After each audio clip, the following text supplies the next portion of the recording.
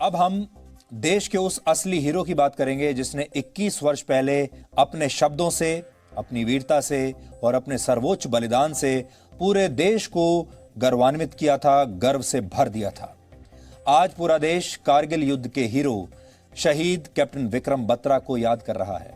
21 वर्ष पहले आज ही के दिन कैप्टन विक्रम बत्रा कारगिल की चोटी .4875 को पाकिस्तान के कब्जे से खाली करवाते हुए शहीद हो गए थे। उस वक्त कैप्टन विक्रम बत्रा सिर्फ 24 वर्ष के थे। 1999 में जब पाकिस्तान की सेना ने कारगिल में चुपचाप घुसपैठ करके वहां की पहाड़ियों पर कब्जा कर लिया था और इसके बाद जब पाकिस्तानी सेना को खदेड़ने के लिए कारगिल युद्ध शुरू हुआ तो उस समय विक्रम बत्रा अपनी कमांडो ट्रेनिंग पूरी करके होली की छुट्टी पर हिमाचल प्रदेश के पालमपुर में अपने घर आए थे। युद्ध शुरू होने की सूचना मिलते ही कैप्टन बत्रा से उनके एक मित्र ने कहा था कि अब उन्हें भी वापस जाना होगा ये छुट्टियां छोड़कर, इसलिए वो अपना ख्याल रखें और सतर्क रहें। इस पर कैप्टन विक्रम बत्रा ने कहा था कि चिंता ना करो, मैं तिरंगे फहराकर लौटूंगा और तिरंगे में लिपट कर लौटूंगा, लेकिन मैं वापस जरूर आऊंगा। उनके ये शब्द आज भी लोग याद करते हैं। कारगिल युद्ध से पहले कैप्टन विक्रम बत्रा कश्मीर में ही 13 जम्मू कश्मीर राइफल्स में तैनात थे। घर से ड्यूटी पर लौटने के 18 दिन के बाद ही उनकी यूनिट को 19 जून 1999 को यह आदेश मिला कि कारगिल की चोटी .5140 को पाकिस्तान के कब्जे से खाली कराना है। ये कारगिल युद्ध में उनकी पहली बड़ी लड़ाई थी 24 वर्ष की उम्र में। कारगिल की चोटियों पर बैठी पाकिस्तानी सेना से लड़ाई आसान नहीं थी, लेकिन सधी हुई रणनीति और वीरता से कैप्टन विक्रम बत्रा और उनकी यूनिट ने .5140 की लड़ाई जीत ली और वहां पर तिरंगा फहरा दिया। इस चोटी को बाद में टाइगर पॉइंट नाम दिया गया। विक्रम बत्रा के नेतृत्व में ही यह ऐसी लड़ाई थी जिसमें उनकी यूनिट के किसी भी सैनिक की जान नहीं गई थी। .5140 की जीत ने भारतीय सेना में एक ऐसा जोश भर दिया था कि फिर कारगिल की एक के बाद एक चोटियों पर ऐसे ही तिरंगा लहराने लगा। पहली बड़ी जीत के बाद कैप्टन विक्रम बत्रा ने जो शब्द कहे थे वो उस वक्त ही नहीं बल्कि आज भी पूरे देश में गूंज रहे हैं और ये शब्द हैं, ये दिल मांगे मोर। विक्रम बत्रा के ये शब्द पूरे कारगिल युद्ध का नारा बन गए थे। इसके बाद 29 जून 1999 को कारगिल की चोटी .4875 को खाली करवाने की तैयारी हुई और इसके लिए फिर से कैप्टन विक्रम बत्रा की टीम को बुलाया गया। यह लड़ाई भी बहुत मुश्किल थी क्योंकि यह जगह 17,000 फीट की ऊंचाई पर थी और .4875 बहुत तीखी ढलान वाली चोटी थी जहां पर चढ़ाई करके युद्ध लड़ना और ऊपर बैठे दुश्मन को मार गिराना बहुत कठिन काम था। लेकिन कैप्टन विक्रम बत्रा और उनकी टीम ने यह ठान लिया था कि इस चोटी पर तिरंगा फहराकर ही लौटना है।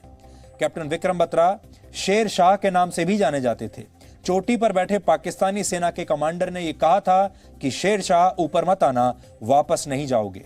इस पर कैप्टन बत्रा ने जवाब दिया था कि 1 घंटे में पता चल जाएगा कौन जाएगा और कैसे जाएगा।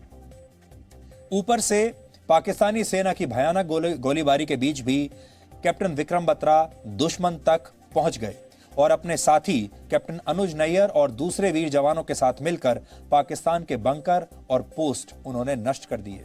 और इसी भयानक लड़ाई में 7 जुलाई 1999 को पाकिस्तान के 5 जवानों को मार गिराते हुए कैप्टन विक्रम बत्रा ने भी देश के लिए सर्वोच्च बलिदान दे दिया। शहीद कैप्टन विक्रम बत्रा को उनके इस सर्वोच्च बलिदान और इस पराक्रम के लिए 15 अगस्त 1999 को वीरता का सर्वोच्च सम्मान मरणोपरांत परमवीर चक्र से सम्मानित किया गया। .4875 की लड़ाई में उनके शहीद साथी कैप्टन अनुज नैयर को वीरता का दूसरा सर्वोच्च सम्मान मरणोपरांत महावीर चक्र दिया गया। कारगिल की जिस चोटी पर कैप्टन विक्रम बत्रा शहीद हुए थे उसे अब बत्रा टॉप के नाम से जाना जाता है। हर वर्ष कैप्टन बत्रा का परिवार, उनके पिता और उनके जुड़वा भाई विशाल इस चोटी पर जाते हैं और कैप्टन बत्रा को याद करते हैं, उन्हें श्रद्धांजलि देते हैं। कैप्टन विक्रम बत्रा के अंतिम संस्कार पर उनकी मां ने एक बात कही थी कि भगवान ने शायद इसलिए उन्हें जुड़वा बेटे दिए कि अगर एक चला जाए तो दूसरे को देखकर वो हमेशा याद आए। हम इन शहीदों और उनके परिवार के कितने कर्जदार हैं, ये बात आज आप सबको समझनी चाहिए। ये महत्वपूर्ण है कि हमें इन वीरों के पराक्रम और सर्वोच्च बलिदान की कहानियां याद रहें, पता रहें और हमारी अगली पीढ़ियों को भी ये पता रहे, ताकि हमें ये पता चल सके कि हमारी सुरक्षा और देश की रक्षा के लिए कैप्टन विक्रम बत्रा और कैप्टन अनुज नायर जैसे न जाने कितने वीर, कितने युवा खुद को बलिदान कर देते हैं। भारतीय सेना ने विक्रम बत्रा को याद करते हुए आज एक वीडियो जारी किया है, जिसमें नए भारत के लिए संदेश ये है कि अगर देश चाहता है कि विक्रम बत्रा जैसे वीर वापस लौट कर आएं, तो सभी देश के सच्चे नागरिक बने, क्योंकि जब तक देश के नागरिक सच्चे नहीं बनेंगे, जब तक वो अपने कर्तव्य नहीं निभाएंगे, तब तक ऐसे सैनिकों की शहादत भी बेकार चली जाएगी। I answered my country's call. I gave my life, my best, my all. Durge Mata ki Jai. I am Captain Vikram Batra and I am back.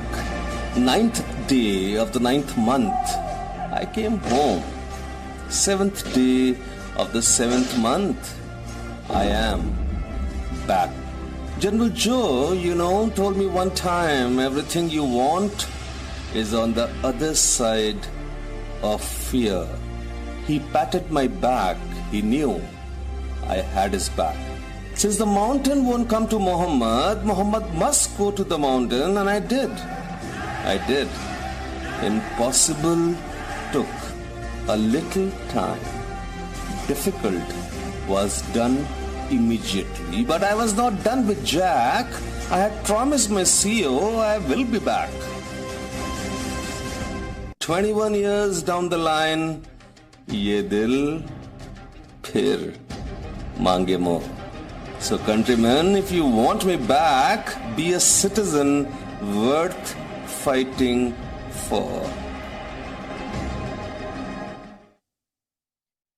जिस समय कारगिल युद्ध चल रहा था, तब मैं भी एक रिपोर्टर की तरह इस युद्ध को कवर कर रहा था। उस समय मैं भी कारगिल में था और तब मैंने कैप्टन विक्रम बत्रा का एक इंटरव्यू भी किया था। लेकिन तब दुनिया आज की तरह डिजिटल नहीं थी, तब ओबी वैन्स नहीं थे, तब लाइव टेलीकास्ट नहीं हो पाता था और जो एक टेप होता था वो कारगिल से दिल्ली पहुंचते पहुंचते उसे कई दिन लग जाते थे। और जब तक वो इंटरव्यू जी न्यूज पर प्रसारित हुआ, तब तक कैप्टन विक्रम बत्रा शहीद हो चुके थे। और मुझे आज भी वो दिन याद है जब वो जश्न मना रहे थे, क्योंकि वो एक चोटी को जीतकर वापस आए थे। वो जश्न का दिन था। उस दिन उन्होंने मीडिया से बात की, हमने भी उनसे बात की और अभी जो वीडियो आपने देखा उसके अंत में एक बात यही कही गई है कि वो बात ये है कि आप ऐसे नागरिक बने कि विक्रम बत्रा जैसे सैनिक आपके लिए लड़ सकें। अब सवाल यही है कि क्या आज हम ऐसे नागरिक बन पाए हैं जिनके लिए ऐसे वीर सैनिक हंसते हंसते अपनी जान कुर्बान कर सकें। ये नया भारत है जो अपने सैनिकों का सम्मान करना जानता है, लेकिन इतना ही काफी नहीं है और इसके लिए आपको अपने कर्तव्यों का भी पालन करना होगा। तभी आप कैप्टन विक्रम बत्रा जैसे वीरों को सही सम्मान दे पाएंगे। जीवन और मृत्यु हमारे हाथ में नहीं है, लेकिन जब आप देश के लिए जान लौटाते हैं, देश के लिए पुरुषार्थ करते हैं, देश का सम्मान करते हैं, तो मृत्यु भी आपका कुछ बिगाड़ नहीं सकती, क्योंकि आप हमेशा जीवित रहते हैं। कैप्टन विक्रम बत्रा से आप ये सीख सकते हैं कि जब आपका सामना जीवन की चुनौतियों से हो, तो इन चुनौतियों की चोटियों पर जीत हासिल करके आप कह सकें, ये दिल मांगे मोर।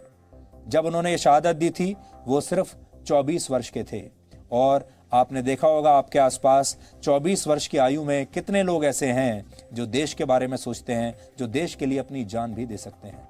इसलिए युवाओं को खास तौर पर इससे प्रेरणा लेनी चाहिए। और आपको ये भी बात बताना चाहते हैं, मैं आपको ये बात बताता हूं कि उस दिन विक्रम बत्रा का इंटरव्यू किया था, लेकिन वो इंटरव्यू आज हमारे पास है नहीं, क्योंकि दुर्भाग्य से उस समय जो लाइब्रेरीज थी वो डिजिटाइज्ड नहीं थी और वो इंटरव्यू कहीं इसी तरीके से हमारे पास नहीं रहा। इसलिए आज उस इंटरव्यू को मैं बहुत मिस कर रहा हूं।